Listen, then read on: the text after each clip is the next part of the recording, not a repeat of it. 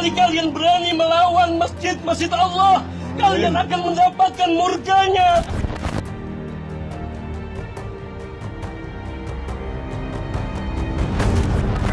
Jadi kami mohon tanggapan dari Ibu, dari Bapak. Sudah, mundur.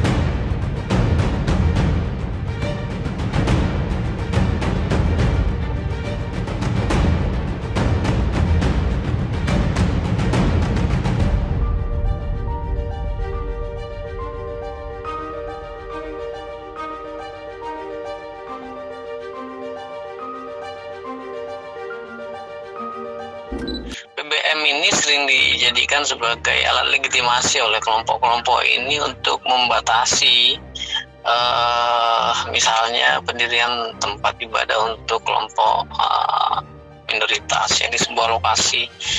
Ya, titik lemahnya saya kira BBM itu, misalnya tadi saya sudah katakan 90-60 itu. Yang lain misalnya ketentuan tentang rekomendasi tertulis yang harus didapatkan dari FKUB, itu kan problem itu. Sehingga celah di dalam pasal-pasal yang restriktif bagi hak-hak minoritas ini sangat potensial untuk dimanfaatkan. Itulah kenapa kelompok-kelompok minoritas itu selalu butuh effort, yang butuh usaha yang lebih keras untuk bisa mendirikan tempat ibadah.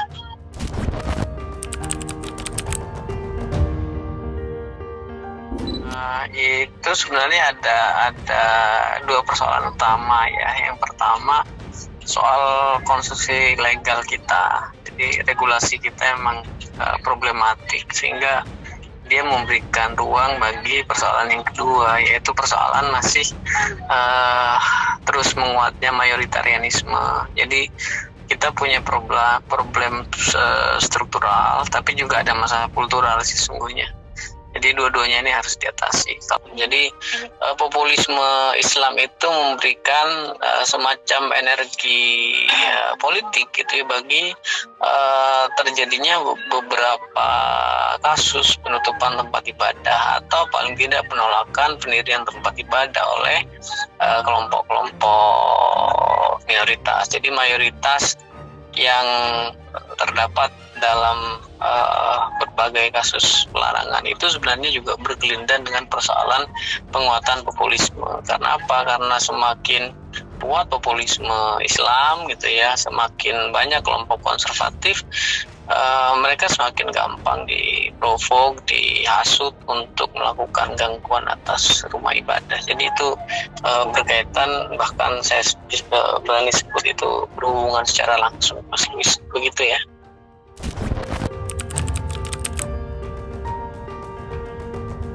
FKUB tentu mainkan peran penting ya, karena dia mempengaruhi bangunan toleransi, bangunan kebinekaan di sebuah lokus gitu ya. Itu tidak boleh kita abaikan. Mereka memainkan peran itu. Tetapi yang sebenarnya berupa kewenangan formal FKUB ini yang sering problematik kan yang melekat pada BBM, terutama ketentuan untuk mendapatkan rekomendasi tertulis dari FKUB ketika kelompok minoritas ingin mendirikan tempat ibadah. Bukan hanya kelompok minoritas, sebenarnya siapapun gitu, kalau ingin mendirikan tempat ibadah harus ada rekomendasi dari FKUB. Nah, di sini titik problematiknya. Dalam banyak kasus ketika terjadi penolakan, ya FKUB tinggal gunakan kewenangannya untuk tidak memberikan rekomendasi tertulis, di situ problematiknya. Maka kalau saya ditanya di mana sebenarnya letak dari persoalan hukum berkenaan dengan kewenangan FKUB yang secara formal konkret itu ada di BBM. Dan kalau kita ingin melakukan terobosan baik di dalam konteks ini, saya kira BBM itu yang harus segera direvisi.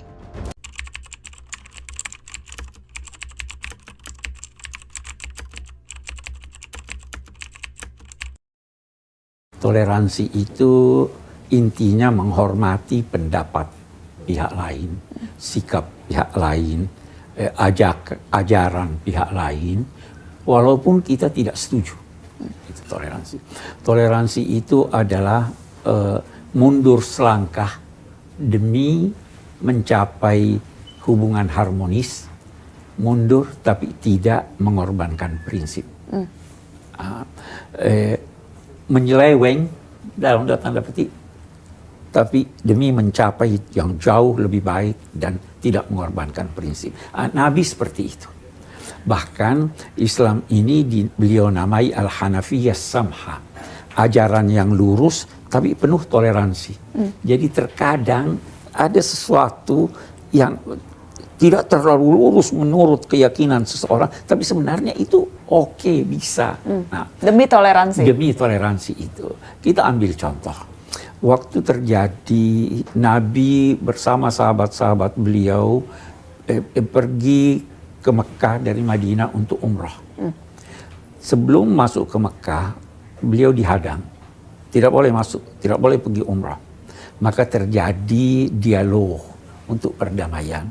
Terus dalam dialog itu disepakatilah perlunya perdamaian, ceasefire selama 10 tahun.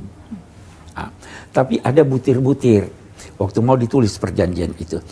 Nabi memerintahkan Sayyidina Ali tulis Bismillahirrahmanirrahim. Kata pemimpin kaum musyrik, saya tidak mau ada bismillah. Saya mau bismikallahumma. Jadi Rahman dan Rahim dia tidak mau. Kata Nabi, tulis. Sayyidina Ali tidak mau. Dia mana? Saya hapus. Nabi hapus. Nabi sendiri yang menghapus? Nabi sendiri yang menghapus. Tidak usah pakai bismillah. Tulis bismillah.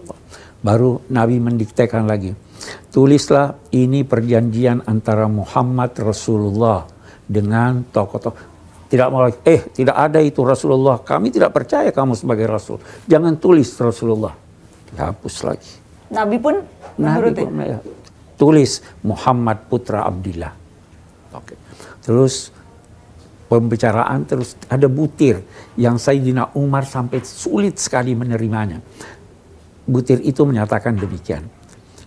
Siapa orang dari Mekah yang datang ke Madinah untuk memeluk Islam harus dikembalikan ke Mekah. Siapa orang Islam yang pergi ke Mekah tidak boleh dikembalikan ke Madinah.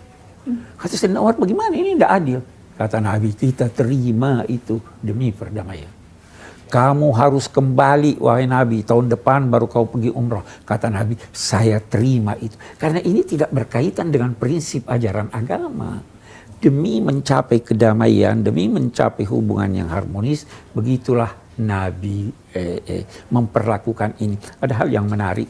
Kita juga di Indonesia, tokoh-tokoh Islam, waktu ditolak oleh sementara masyarakat kita tentang kewajiban melaksanakan syariat Islam bagi pemeluknya, itu kan juga dihapus. Betul. Itu juga 7 kata. Yang Nabi hapus juga 7 kata. Itu mereka meneladani Nabi. Bagaimana kita bisa demi mencapai sesuatu tujuan yang lebih besar, kita bisa untuk memberikan dan bertoleransi. Itu saya kira toleransi yang diajarkan. Kita menghargai, menghormati, walau bukan berarti kita menyetujui. Walaupun kita tidak menyetujui, betul. Oke, Abiko. Abi mau minta doa hari ini, Abiko. Ya, toleransi itu sebenarnya mencerminkan akhlak luhur. Jadi kalau kita ingin bertoleransi, kita berdoa menyangkut akhlak luhur.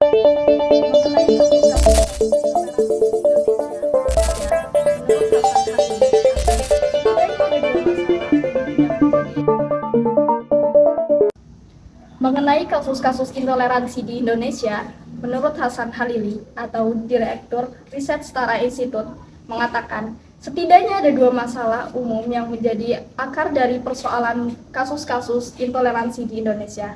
Yang pertama yaitu persoalan struktural, di mana konstitusi legal atau peraturan hukum kurang ditegaskan. Ini kemudian menimbulkan ruang untuk terjadinya persoalan yang kedua. Persoalan kedua yaitu persoalan kultural, di mana terjadinya mayoritarianisme. FKUB atau Forum Kerukunan Umat Beragama dinilai berperan penting karena mempengaruhi bangunan toleransi di sini. FKUB dituntut untuk bisa menjalankan tugasnya secara bijak sesuai dengan kewenangan yang telah ditentukan. Dalam Islam sendiri menghendaki toleransi sebagai sesuatu yang perlu dilakukan untuk terjadinya suatu kedamaian. Menurut Quraisy Shihab, toleransi adalah mundur selangkah demi terciptanya suatu hubungan harmonis dengan tanpa mengorbankan prinsip. Maka dapat disimpulkan bahwa toleransi di sini tidak menghendaki sesuatu yang sulit dalam Islam. Islam sendiri justru menganjurkan terjadinya toleransi. Mengenai kasus intoleransi yang masih saja terjadi belakangan ini, hendaknya menjadi renungan kita bersama. Bagaimana kasus ini bisa ditekan sehingga tidak terjadi terus-menerus di kemudian hari. Baik, sekian dari kami. Saya Farda Nabila, pamit undur diri.